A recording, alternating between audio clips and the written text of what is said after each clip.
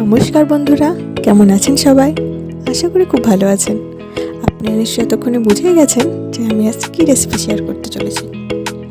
এই খাবারটা আমার মতো হয়তো অনেকেরই খুব প্রিয়। চলুন তাহলে ভিডিওটি শেষ পর্যন্ত দেখা যাক।